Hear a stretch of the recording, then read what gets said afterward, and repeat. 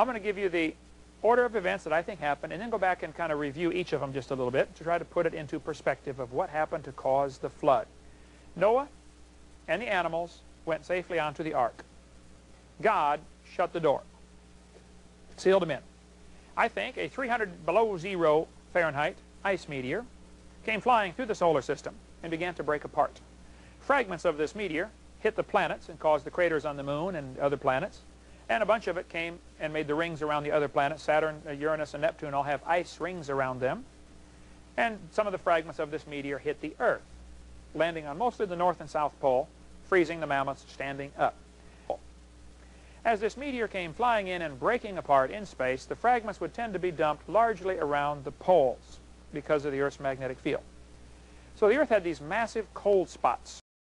Massive cold spots, eh? Well, in order to understand why this is bullshit, it's necessary to understand the general orders of magnitude of the solar system. The Earth is a gravitational well. In order to escape from that well, it's necessary to have a certain amount of energy. This is usually expressed as an escape velocity, the speed at which you need to throw an unpowered object for it to escape from the gravitational well of the Earth. For the Earth, this is about 10 kilometers per second. This is also the velocity that an object falling from infinity to the Earth's surface will gain. So if an object falls from infinity to the Earth's surface, it'll hit it at about 10 kilometers per second.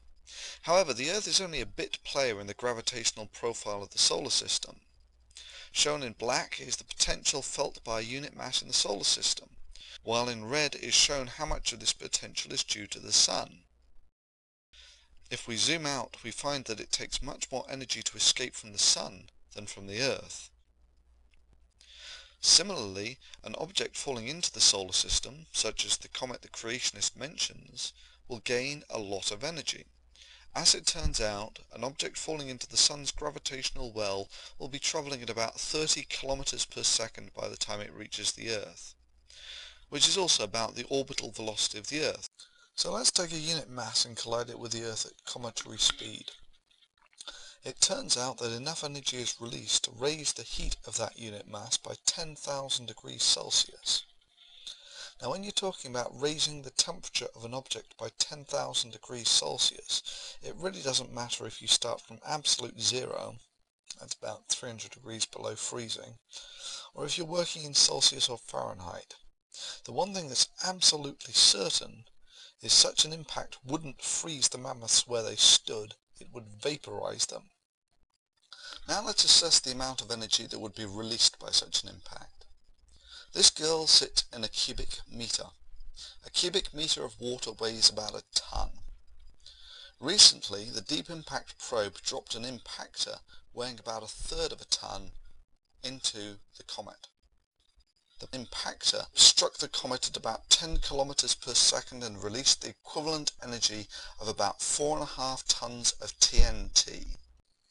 Now if a cubic meter of water hits the Earth at cometary speed, 30 kilometers per second, that will release enough energy to raise the temperature of that water to 10,000 degrees Celsius.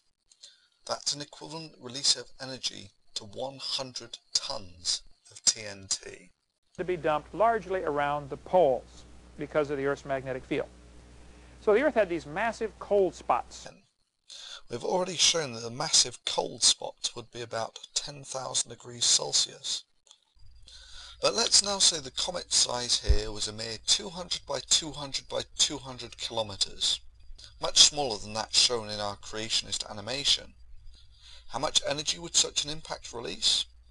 Well, it's difficult to convey such numbers in a meaningful fashion. This is about a 4 megaton thermonuclear device. A 200 by 200 by 200 kilometer ice ball colliding with the Earth at cometary speed would release the equivalent energy of 30 such nuclear devices for each of the 6 billion people who currently live on this planet. It doesn't make any difference if the comet arrives in one piece or as fragments. It will still deliver exactly the same amount of energy. That's 30 4 megaton devices for each of the 6 billion people who currently live on the planet. If Noah really was on that ark, water would have been the least of his problems.